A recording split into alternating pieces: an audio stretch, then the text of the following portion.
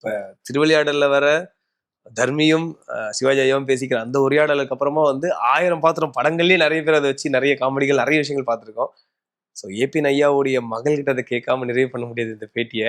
ஒரே ஒரு வார்த்தை சொல்றேன், எனக்கு கேள்வி மட்டும் தான் கேட்க தெரியும். எனக்கும் அதுதான் கேள்விதான் கேட்க தெரியும். ஆனா நீங்க இந்த மாதிரி கேட்குறீங்க, பரீட்சைக்கு என்ன கூப்பிட்டு போறீங்க, இவ்வளவு வருஷத்துக்கு அப்புறம் என்ன திரும்ப பரீட்சை எழுத வைக்கிறீங்க.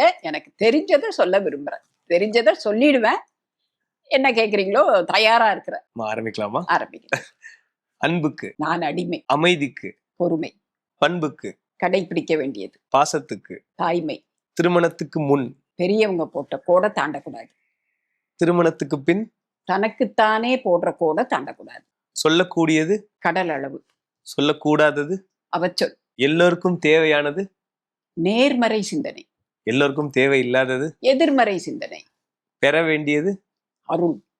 பெறக்கூடாதது சாபம். ரொம்ப பிடித்தது இசை. பிடிக்கவே பிடிக்காதது புறம் பேசுதல். கடைசியா ஒரு 2 ஏதாவது சொல்லுமா எங்க கிட்ட நீங்க?